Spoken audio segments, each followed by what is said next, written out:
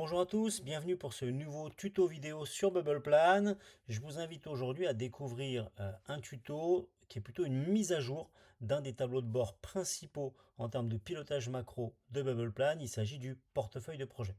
Mise à jour pourquoi? Parce qu'il y avait déjà un tuto que j'avais fait il y a quelques temps, mais beaucoup de nouveautés sont arrivées dans ce tableau de bord et donc il est important pour ceux qui connaissaient déjà le tuto d'avoir toutes ces petites astuces, toutes ces petites options complémentaires, et pour les nouveaux que j'accueille sur Bubbleplan, bienvenue, de savoir toute la richesse qu'ils peuvent tirer de ce tableau de bord.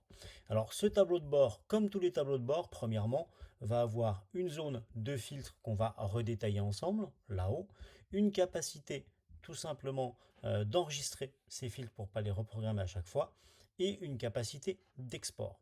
Alors, la grande nouveauté dans ce tableau de bord, avant que je vous détaille l'écran qu'on voit ici, c'est qu'il y a maintenant deux modes de vue. Le premier mode, qui est celui qui s'affiche ici, qui est le mode indicateur.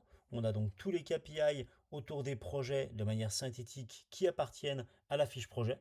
Je vous invite à vous référer à ce tutoriel pour avoir plus de détails sur la fiche projet. Et également ici, une vue macro planning où on va avoir chaque projet matérialisé par une bulle de Datadata, ce qui vous donne une vue d'ensemble de tous les projets qui vont venir comme ça s'intégrer dans votre planning. Alors moi, j'ai fait un choix, j'ai filtré sur une seule catégorie, donc j'ai qu'une ligne comme vous le voyez ici, mais on a des principes d'affichage qui permettront de les sortir. Dans cette vue-là, qu'est-ce qu'il faut retenir? Au-delà de l'affichage que je vous montre après, chaque bulle représente un projet de Datadata et pas le détail d'un projet. Le code couleur est automatique, il correspond au chef de projet. Et le pictogramme correspond tout simplement à l'état du projet.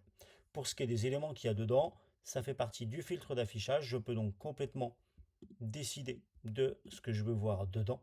Moi, j'ai tout laissé ouvert pour le plaisir de ce tuto et que vous voyez qu'il y a plein d'éléments qui peuvent ressortir dedans, des éléments forcément consolidés pour le projet dans son ensemble. Et je peux dégrouper pour ne pas avoir les projets classés par catégorie, notamment pour des projets qui appartiendraient à plusieurs catégories. Voilà. Je vais revenir ici et on va s'intéresser à cette vue indicateur, cette vue de synthèse des fiches projet, puisqu'on y retrouve plein de choses très riches. La partie haute, c'est tout simplement le portefeuille en fonction de ce que j'ai filtré. Donc moi, une catégorie tutoriel qui va me donner l'ensemble des projets. J'ai donc ici 12 projets. J'en ai qu'un seul qui a une météo. Voilà. J'ai une répartition en termes d'action, une répartition en termes de nombre de bulles. Donc j'ai 6 actions dans les 12 projets et 35 bulles qui sont considérées avec des codes couleurs qui dépendront de est-ce que ça va venir, est-ce que c'est en retard. Les oranges, ça sera tout simplement pour les urgences. Donc les urgences, c'est moins de 8 jours. Et le vert, tout est bon, on a terminé. Ici, vous retrouvez une ligne pour chacun des projets liés au filtre. Dans la colonne météo, je peux aborder la météo. Donc la dernière météo va s'afficher ici. C'est donc très pratique pour du pilotage à destination des managers. La direction peut juste venir ici, contrôler ce qui se passe, survoler et voir s'il faut ou pas faire un point avec le chef de projet.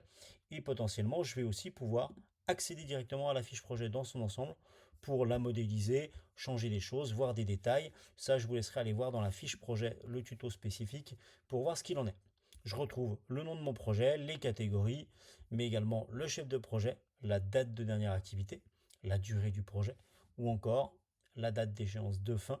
Alors, si potentiellement j'ai rentré une date prévisionnelle, comme c'est possible dans la fiche projet, je vais avoir en plus des indicateurs de dérive. Est-ce que je suis en retard, du rouge? Est-ce que je suis dans les clous, du vert, ainsi de suite. Une zone action, on voit mes 6 actions. Une zone charge, une zone avancement, ça c'est nos indicateurs de performance qu'on avait déjà dans la fiche projet, les intervenants et la partie budgétaire, le tout étant consolidé sur l'ensemble du projet. J'ai ici, petit détail important, la capacité de cliquer sur le petit triangle qui va me donner une analyse ligne par ligne, ce qui peut être très pratique. Et donc là, je vais retrouver mon analyse d'indicateurs par ligne et mon découpage budgétaire ou de volume, puisque vous savez qu'on peut faire les deux, tout simplement ligne par ligne, ce qui va me donner beaucoup de capacité.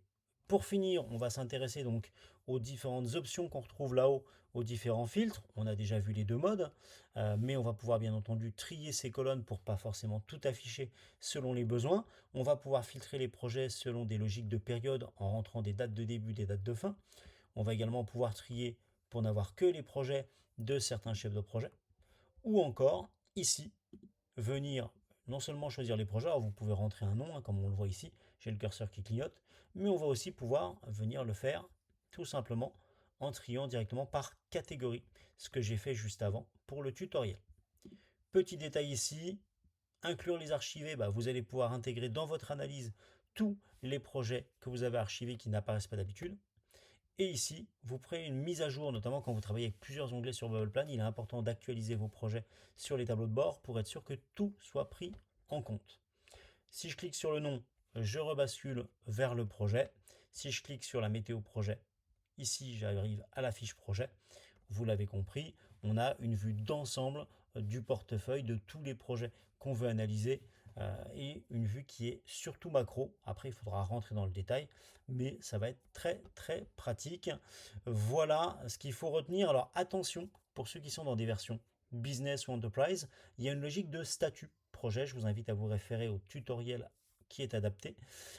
Et les statuts vont exclure justement les projets qui appartiennent à ces statuts de vos tableaux de bord, donc de ce tableau de bord là.